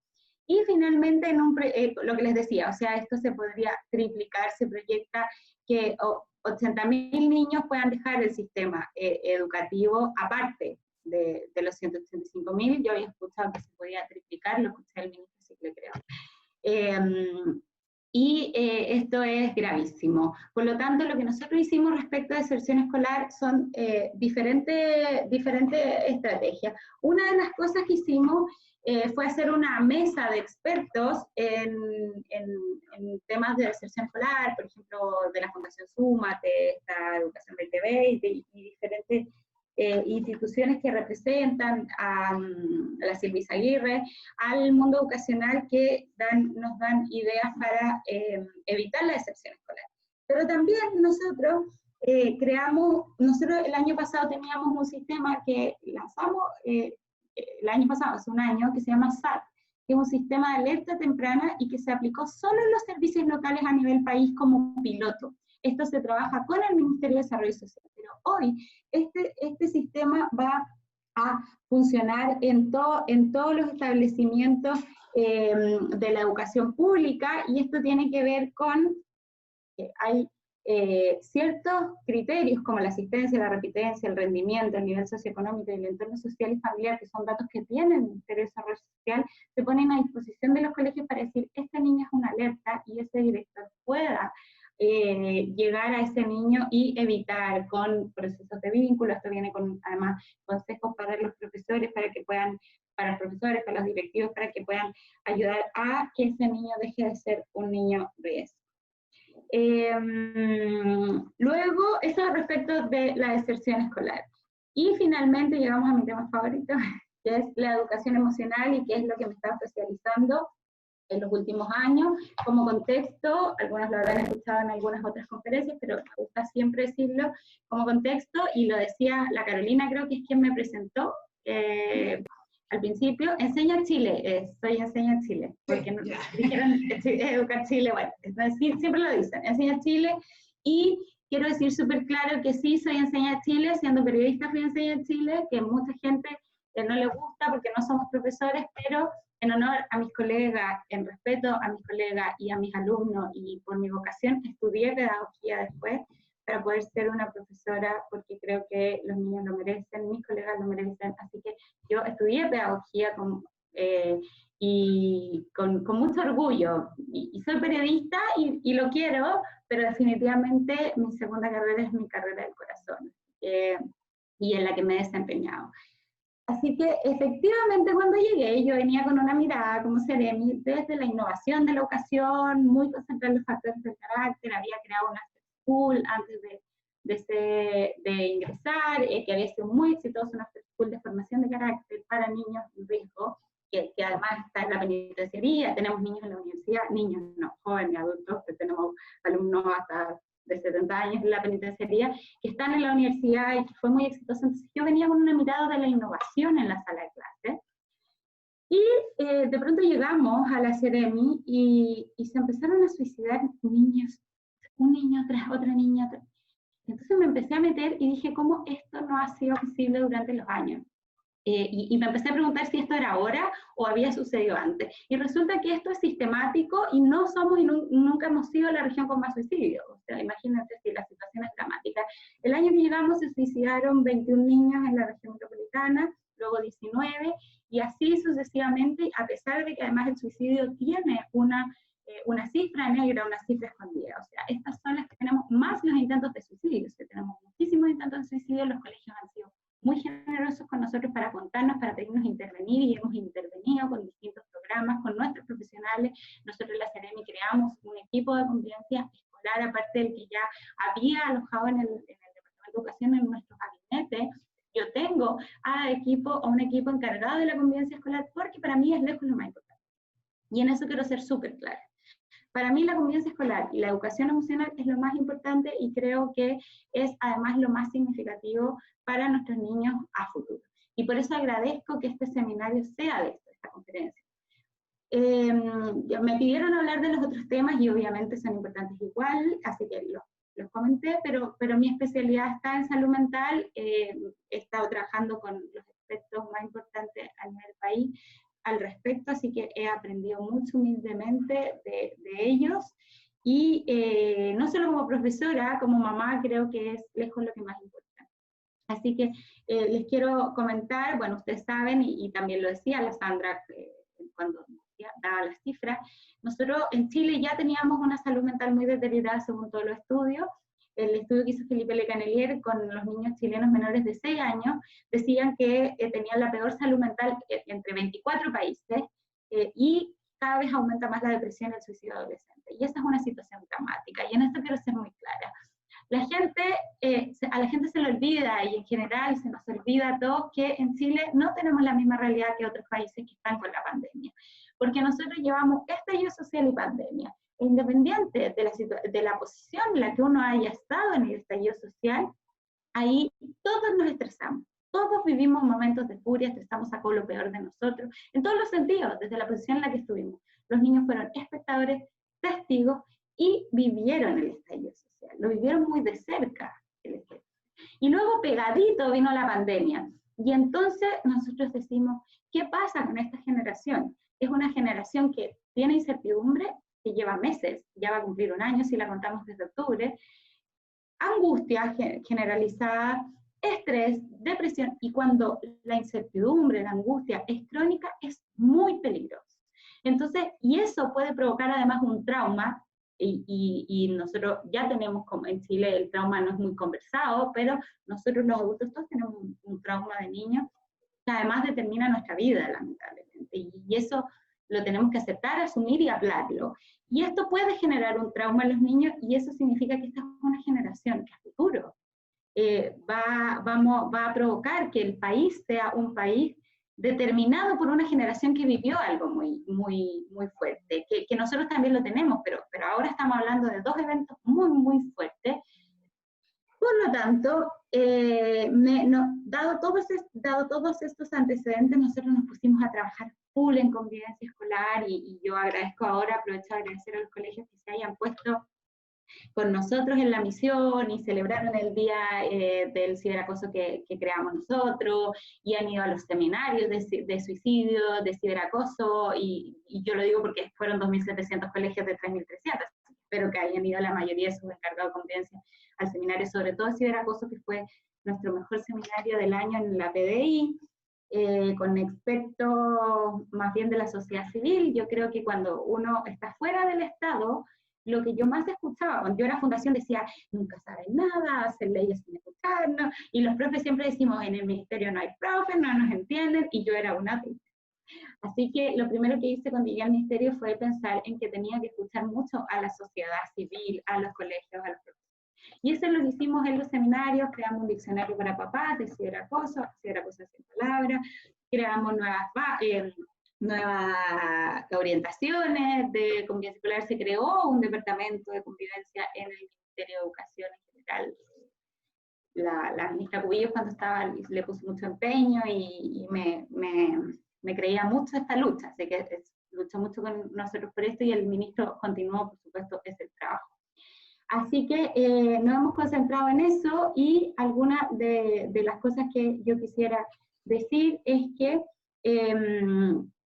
hay que evitar la sobreexigencia, ya lo había dicho, el autocuidado, pero sí me gustaría hablar de 4 temas muy importantes, de 4 tips muy claros que quiero darle a los papás que están presentes, y por supuesto para que ustedes como profesores le den a los papás, porque yo creo que algunos de ellos han cambiado un poco mi vida, mi visión como mamá, mi visión como profesora, y creo que todos los podemos aplicar, y no los cuatro, que no me quiero equivocar. Ya. Bueno, primero decir que obviamente, y esto ya es un cliché, pero los adultos somos el ejemplo de los niños no solo por lo que decimos, sino por lo que actuamos, y en ese sentido recomendamos que respecto de la pandemia no hablemos con los niños igualmente con un niño de 1 año, 2 años, 10 años, 18 años. Y en ese sentido recomendamos siempre hablar desde, ya estoy en los tips, así que ya estoy terminando, pero recomendar siempre, hablar siempre desde la honestidad y desde la verdad, porque los papás a veces tratamos de ocultar información, de esconder información, de disfrazar información por el bienestar de nuestros niños y nos equivocamos. Y los profes también, por protegerlos, nos equivocamos. Entonces, muchos papás le dijeron a los niños, no te preocupes, esto ya va a pasar, ya esto se va a terminar pronto, y la verdad es que no se terminó pronto, y que no sabíamos cuándo iba a pasar. Entonces, lo que pasa con ese niño es que dice, pucha, pero mi papá me dijo que esto iba a terminar. Entonces, lo que pasa es que genera una angustia permanente porque resulta que no va a pasar y no sabemos cuándo va a pasar. Y en eso hay que ser sincero y hay que hablarle a los niños desde la verdad. Por supuesto, de acuerdo a las edades. Cuando uno tiene una guaguita como yo, importan más los gestos, lo que nosotros demostramos, los tonos, todo eso importa mucho más, a pesar de que ellos entienden también lo que decimos, pero entienden mucho más gestualidades, tonos y apego.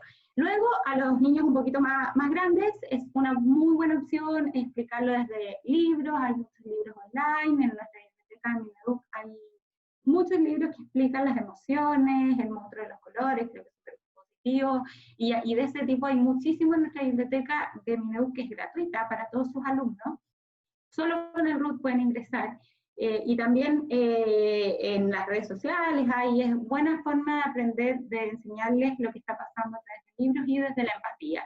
Con los un poquito más grandes también, con la básica, lo mejor es hablar desde la empatía, con sinceridad y con información disponible, verídica, porque hoy lo que tenemos es 3 tipos de niños. Un niño que tiene sobreinformación porque le permiten estar en las redes sociales y está lleno de información de fake news, entonces tiene miedo porque es un niño, no se nos puede olvidar. Luego tenemos a otro grupo de niños que tiene incertidumbre porque el papá le dijo que no puede usar redes sociales. Entonces no tiene información de nada, pero sabe que tiene que estar encerrado, que hay una pandemia y le falta información y tiene angustia, incertidumbre porque no sabe lo que pasa. Y luego hay un tercer grupo que es lo que nosotros siempre recomendamos a los papás y en general a los adultos, y es a hablar con la verdad, con información regulada, regular los contenidos que los niños pueden ver en redes sociales, regular los tiempos, conversar con ellos, qué es lo que está pasando. Y por último con los adolescentes, que a mí me gusta detenerme ahí porque soy profe de media, entonces soy una parte de mis adolescentes que además todo el mundo dice la adolescencia, qué terrible las hormonas, es como la etapa que todo el mundo dice que es la peor, pero para mí es la mejor, lejos, y estar todos los profes de media conmigo, porque los niños yo creo que esa es la mejor edad para trabajar la empatía, la creatividad. Los niños pueden ayudar en la casa con los más chicos, se les ocurren ideas, no nos olvidemos que los mayores inventos del mundo se dieron en la adolescencia, que la adolescencia es una edad muy rica para trabajar, y en ese sentido, con la adolescencia, yo lo que recomiendo son 3 tips, que es, que no los encuentro, pero me los acuerdo, que son negociación, libertad y límite. Y libertad y límite son un poco que se contraponen, pero la verdad es que con los adolescentes hoy hay que ser muy empático, entender que quizás uno de ellos le encantaba el deporte y no puede hacerlo, entender que les gusta y necesitan sociabilizar y no lo están haciendo, entonces permitirles sociabilizar con sus compañeros, negociar con ellos los tiempos, todo hay que negociarlo con ellos, darles un poco de libertad, tal vez quiere estar solo, la adolescencia es una edad donde es muy propio querer estar solo en algún momento, dar esos espacios, escucharlos, aunque no nos guste lo que opinan, callarnos, aunque tengamos que nos cueste, luego conversarlo, dar nuestra posición, escuchar, entender, ser empático con ellos, porque es una edad que tiene muchos procesos que no solo son físicos, sino que también biológicos. Por lo tanto, esas son las claves de cómo conversarlo. Luego, decirles solo que hay 4 recomendaciones que yo siempre doy respecto a lo emocional, y lo primero es que se fortalezcan los vínculos, y esto es para los profesores y también para los apoderados, desde lo posible, digamos, los profesores lo pueden hacer a través de computador, de teléfono, y los apoderados en la casa aprovechar este tiempo. Y fortalecer los vínculos en la casa significa jugar con él, demostrarle cariño, ayudarle con la autoestima, abrazarlo mucho, y en el parte de la autoestima quiero detenerme, porque la autoestima también está muy ligada a la resiliencia, o sea, la base de la resiliencia, que lo hablaba también, no sé si la Sandra o la Carolina, la base de la resiliencia es la autoestima. Un niño que no cree que es capaz de realizar algo, que no se siente talentoso, es imposible que pueda ser resiliente y sobrellevar un problema o sobrepasar un problema exitosamente. Es imposible. Y por lo tanto ahí yo le pido a los profesores y a los papás que hoy más que nunca validemos los talentos de nuestros alumnos. Y los talentos no significan el talento matemático y de lectura. Los talentos significan de arte, de teatro, de deporte, de científico, de lo que sea, porque los niños hoy día tienen talentos para programar, o sea, un montón. Y todos tenemos un talento, o sea, si hay un profesor que cree que hay un alumno que no tiene ningún talento, yo le digo, tiene que aprender a ver a sus alumnos, porque todos tenemos un talento, y no todos tenemos el mismo talento. Yo crecí en un establecimiento al que le debo todo, pero también me dijeron que los matemáticos eran más inteligentes que los humanistas. Entonces ingresé al matemático siendo muy humanista. Y luego inmediatamente me fui al humanista entendiendo que mi inteligencia no iba a ser menos por ser humanista, y no iba a lograr menos por ser humanista. Por lo tanto, yo ahí sí les pido valorar más que nunca los talentos de los niños. Y si requieres conversar más con ellos, ¿qué estás haciendo? ¿Qué han estado haciendo en la casa? Ay, qué bueno, mándame tu dibujo. Todo lo que sea validar sirve mucho también para que le ayudemos a los niños a ser resilientes. Y en ese sentido, avanzar en la cultura del cuidado mutuo, que acá sale un poco de autocuidado, pero también del cuidado mutuo, de fomentar la empatía, la solidaridad, la colaboración, el respeto. Por ejemplo, ayer una apoderada me comentaba que su hijo estudia gastronomía en el colegio TP. Entonces, para que pueda hacer la práctica, pero que no es una práctica validada, pero a ella se le ocurrió llevarlo a comedores solidarios. Y ahí hace como práctica y cocina. Y entonces, todas esas cosas sirven, validan y nos permiten trabajar lo más importante que hoy es la colaboración, la solidaridad y la empatía. Y más allá de ser majaderos, porque todo el mundo lo dice, es que lo que vemos más grave hoy es la falta de solidaridad.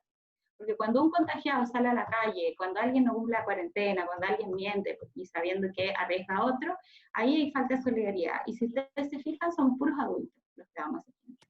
Los niños lo entienden mucho mejor que nosotros. Entonces cuando nos dicen, bueno, pero ¿cómo le vamos a pedir a un niño que no? Es que cuando uno se lo pide a un niño y le explica que le puede hacer un mal a su papá, a su abuelo, a su vecino, el niño lo entiende mucho mejor que nosotros los adultos. Y en ese sentido es una muy buena oportunidad de trabajar con ellos para el futuro, la solidaridad, el respeto, la colaboración, la resiliencia y la empatía. Y aquí me voy a detener, y les juro por Dios que voy a terminar, en la validación de las emociones. Porque nosotros somos una sociedad, y no quiero decir un país, sino una sociedad que invalida las emociones de los niños desde que nacen. Porque cuando nuestras guaguas se caen, uno les dice, arriba, arriba, no dolió, no pasó nada, y eso nace como desde la guata. O sea, yo me he visto, a pesar de lo que digo y que transmito, me he visto diciendo, arriba, y al tiro me callo y digo, no, validar la emoción, ¿te dolió? Si tiene que llorar porque le dolió, que llore. Es que muchas veces los papás vemos sangrando la rodilla de los niños y le decimos que no pasó nada, y después se le rompe un juguete y le decimos que no pasó nada, pero sí pasó porque a ese niño le dolió que se le rompiera el juguete. Entonces, validar las emociones, porque después nos quejamos de que los adolescentes, cuando le decimos, ¿cómo estáis bien? ¿Te pasa algo? Nada. Porque obvio, porque desde que nacieron nosotros les dijimos que no les pasaba nada, y los niños empiezan a creer que su sentimiento, su emoción no es válida, y las empiezan a esconder. Y es lo mismo que pasa cuando uno a un amigo le cuenta algo y el amigo no te pesca, no te considera, no le importa, uno dice, no le cuento más cosas, que no le importa. Y lo mismo piensa el cerebro del niño cuando un adulto no le valida su emoción y su sentimiento, por más que creamos que sea una pataleta. Por más que creamos que sea una pataleta, es una pataleta, por algo es una pataleta. Perfecto, esperamos el momento adecuado para conversar con ellos, para entender su emoción. Si es pataleta porque quiere ver un canal y el hermano quiere ver otro canal, bueno, mira, esperamos el momento adecuado y en el momento le decimos, entiendo tu emoción, a mí también me da pena cuando tu papá, tu abuela o alguien quiere cambiarme la tele porque quiere ver otra cosa, pero lleguemos a un acuerdo. ¿Te parece que ahora vea yo y después otro? Estoy dando un ejemplo muy banal, pero desde esas metodologías lo que hacemos es crear adultos más mejor formados, con mejor manejo de las emociones a futuro. Eso, el tercer punto es evitar la sobrecarga, que ya lo había dicho, a los papás y a los niños. Y finalmente, cuarto, pedagogizar las emociones, y esto es muy nuestro de profesores, pero en ese sentido me refiero como aprender a escuchar a los niños y observar sus reacciones emocionales sin juzgar, sin intervenir, aunque no nos guste, lo mismo que hacemos los profes. 2, aprender a observar qué es lo que ha pasado, está pasando, si nuestro hijo llora, se enoja, se ríe mucho, está raro, aprender a observarlo. Primero, preguntarle y esperar su respuesta y no juzgar lo que les había dicho, aunque no sea lo que nosotros esperamos. No negarla ni ignorar las emociones, que ya se los había dicho. Muchas veces nuestros niños lloran porque no saben cómo comunicar su rabia, su pena, etc. Nunca expresar las emociones es malo. Así que con eso quería terminar los tips podría dar infinito, porque de verdad me encanta, me estoy especializando en salud mental, así que me encanta, podría estar infinito hablando de educación emocional, pero sí decirles que hoy tenemos una tarea, una deuda respecto a la salud mental en todo el país, pero no nos podemos permitir que salga otra nueva generación a la que no podamos ayudar emocionalmente.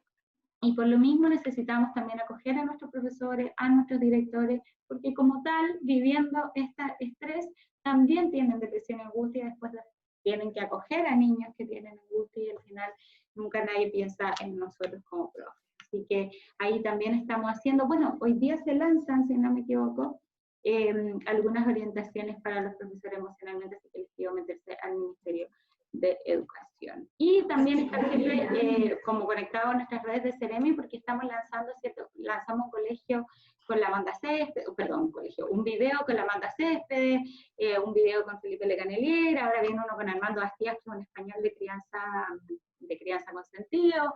O sea, tenemos muchos videos que la verdad es que no lo hemos publicado porque en la Ceremi hacemos todo y todo, así que yo misma edito y no alcanzo a hacerlo todo, pero estén ahí conectados, porque además, les cuento una novedad, estamos haciendo una guía con expertos, no de nosotros, con expertos, diferente a las orientaciones que se hacen desde Mineduc, que también son expertos, pero desde el Ministerio estos son expertos reconocidos, psicólogos, que les dan tips muy básicos respecto de temas muy simples. ¿Qué hago si mi hijo tiene una pataleta? ¿Qué hago si mi hijo se intenta suicidar? Y lo mismo viene para el profesor. ¿Qué hago si mi alumno se intenta suicidar? ¿Qué hago si mi alumno tiene una pataleta en la sala de clase? O sea, viene muy específica una guía de la Ceremi en la región metropolitana, que esperamos que sea tan exitosa que algún día que se replique, no algún día, ahora en el país. Así que esa va a llegar a los colegios rurales, me conseguí ahí unos recursos para imprimir algunas y entregar a los colegios rurales, y para el resto digitalmente, así que espero que la puedan difundir en su familia, con los profesores, porque son tips muy claros, que yo creo que desde el Ministerio de Educación yo siempre pensaba, necesito tips, no necesito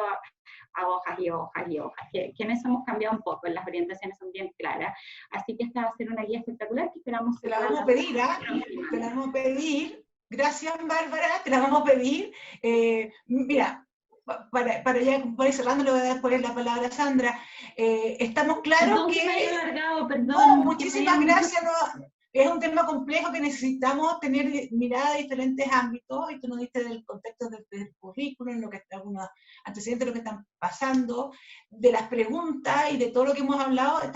Claramente estamos viviendo una experiencia vital, y esta experiencia vital no puede pasar por el lado, tenemos que vivirla. Y de los elementos que hemos conversado, tanto lo que nos presenta Sandra, lo que nos hablas tú, que el tema de la flexibilidad y el del vínculo es fundamental. Entonces, vamos a partir por el vínculo. El vínculo ya lo tienes con nosotros, Bárbara. Entonces te vamos a pedir, te vamos a mandar las preguntas, como hablamos recién, y te vamos a pedir todo el material. Veo en el chat que hay muchas preguntas sobre materiales, y nosotros tenemos este vínculo con este grupo de colegios que está en todo Chile, que se ha ido creando por la necesidad que tenemos todos hoy día de poder ser más flexible y poder tener más acceso. Entonces, tenemos que pedir los materiales. Y segundo, el tema de la flexibilidad. Yo creo que también, tomando un poco las preguntas que salen acá, nosotros estamos haciendo una base de datos, una plataforma para trabajar las buenas prácticas y las buenas ideas. Hay muchas dudas del tema de la conectividad, de Internet. Pero nosotros estamos hoy día también, no solamente en la educación por Internet, esto es más que nada una educación a distancia, tenemos colegios nuestros, de hecho, colegios que trabajan con Sandra, que los profesores han salido a buscar a los niños, sobre todo los mayores, para que no haya interrupción de la trayectoria educativa. Tenemos otros colegios del CEAS que hacen programas de radio. Hay diferentes experiencias que se están trabajando. O sea, no nos quedemos solamente con el internet, que es un problemón, que se cae, ¿o no? Ya lo hemos visto, se cae, cuesta, pero tenemos que pensar en ser creativos. Los profesores son creativos y en esto sacan toda su habilidad y toda su vocación. Entonces, también tenemos radio, un canal de televisión que además es el segundo más visto en Chile, que yo creo que es Entonces necesitamos también todos esos tips para poder mandárselos. Sandra, tú estabas viendo las preguntas y me ibas a dar y hacer una pregunta a Bárbara para ir cerrando.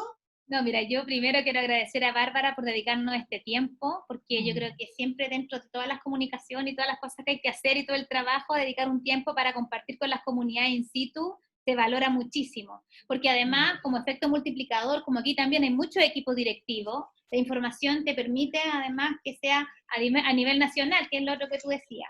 Yo creo que lo de la conectividad es un tema que da para conversarlo mucho rato más, porque va mucho más allá de lo que es la escuela. Yo creo que lo interesante de lo que estamos conversando es cómo cada uno de nosotros se hace cargo de generar experiencias de aprendizaje, entendiendo el contexto en el que están cada uno de los colegios, y ahí yo creo que están los tips como al servicio de esa mirada, y además de aprender a resolver la problemática, porque yo recuerdo perfectamente en una conversación con la Jimena Aguilera, la presidenta de la Comisión COVID, cuando yo le decía a los apoderados lo que quieren es certeza, y la respuesta de ella, Bárbara, fue, es que no hay certeza, y a lo mejor nosotros vamos a tener que aprender a trabajar en esa incertidumbre, y yo creo que ese también es un tremendo desafío para nosotros los que dirigimos escuelas, o sea, cómo enfrentamos la incertidumbre y de eso salimos fortalecidos.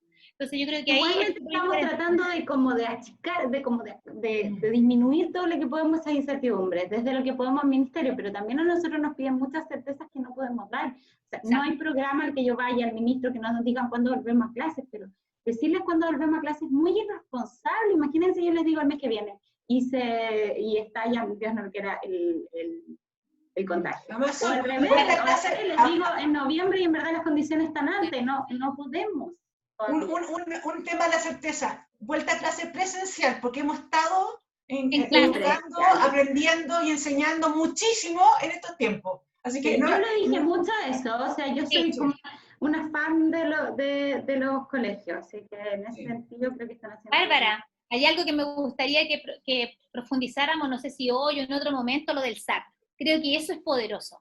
Hay que darle mayor visibilidad al SAT, creo que es una tremenda propuesta, y todo el trabajo en convivencia escolar, que creo que también allí hay un camino interesante para los colegios, porque se amplía la mirada de la educación, más allá del componente académico, sino que es la mirada integral de la persona. Entonces, me gustaría, ojalá que en algún otro momento pudiéramos profundizar en SAT y convivencia escolar. Feliz, y además también, o sea, que incluye, la calidad incluye también la convivencia escolar, o sea, que sea un criterio que se haya dejado tanto tiempo como de lado, como no considerado para considerar una escuela de calidad, es horroroso, o sea, es macabro, pero eso ya está muy integrado en el SAC, pero también en la agencia, y está la verdad es que nos hemos concentrado mucho en la convivencia escolar, yo creo que más que nunca. Fantástico. Bueno, yo por lo menos en la región metropolitana todo gira en torno a, todo gira en torno a las relaciones humanas, a la convivencia escolar, a que los niños sean felices. Yo les quiero contar que cada vez que yo hablo de que los niños sean felices, la gente me mira como, qué estúpida esta niña, y eso muy de que soy mujer, porque si un hombre les dice que los niños sean felices, pues qué amoroso, qué increíble este gallo. Pero cada vez, incluso una vez, yo siempre lo cuento, en Twitter me pusieron que estúpida la Seremi siempre está hablando de la felicidad de los niños, y yo pensé, porque a uno le afecta igual las cosas que le dicen en Twitter la gente que no te conoce, somos seres humanos con familia, con hijos. Entonces yo digo, pero pensé, en verdad quiero seguir siendo estúpida, porque si es estúpido que pensemos que los niños sean felices, chuta, ¿qué esperamos para los adultos? Si no queremos que los niños sean felices, ¿qué queremos? Entonces al final, por eso todo gira en torno a que los niños estén bien en los colegios. Porque si están mal, no van a aprender nada tampoco, o sea. Sí, y en esta situación que estamos hoy día, el tema es más relevante, se nos ve más, se nos hace más visible algo que siempre lo tuvimos, pero ahora se nos hace muy latente. Evidente. Muy evidente. Así que te queremos dar las muchísimas gracias, Bárbara. Vamos a hacer una síntesis de las preguntas y se las vamos a mandar. Muchísimas gracias a todos. Sandra. Oye, y Sandra. perdón, por favor, lo tonto acá que es la conexión, que no sé qué, y acá somos como 1000 acá, no, somos un montón, pero nos supera a veces el internet, la conexión. Le pusiste la cuota de realidad. Esta es la cuota de realidad que vivimos todos los días. Entonces, ahora los profesores, cuando hagan aquí lo que estamos acá, cuando hagan una charla, van a decir, o hagan una clase, van a decir, a la Seremi se le cae internet, ¿cómo no se me va a caer a mí? Entonces van a estar tranquilos. Sí, atroz, así que, no, un abrazo a todos los profesores, a todos los directores que están, a los apoderados. A la gente de regiones también. A la gente de regiones, Oye, sí, no es que yo solo quiera mi región metropolitana, a todos y todas las que están haciendo un tremendo esfuerzo. Yo sé, porque soy profe, que muchos de ustedes en la noche duermen angustiados porque saben que hay algunos de sus alumnos que están sufriendo. Y eso no lo sabe nadie, no lo muestra nadie. Y yo sé lo que vive un profesor cuando sabe que sus niños están sufriendo, porque además de que uno tiene las preocupaciones propias de los hijos, que además salen mucho más difícil que los alumnos, uno tiene un dolor permanente de la realidad de sus alumnos. Y eso les doy mucho ánimo, porque pucha que es difícil, pucha que se sufre, y yo los entiendo. Y nada más que darles como ánimo, todo el amor del mundo a la distancia, a pesar de que lo puedo hacer de cerca con quien quiera, juntarse, porque en teoría soy inmune, en teoría, y no puedo contagiar porque tengo mis anticuerpos, así que el que quiera invitarme, que necesite algo, yo estoy intentando dentro de lo posible ir a apoyar a quienes necesiten. He estado en las entregas de computadores, de alimentos, y cualquier cosa, y de verdad con esto termino porque la Tera nadie más va a venir a mis cosas, cualquier cosa siempre se pueden conectar conmigo. Mi mail es barbara.sotorm@mineduc.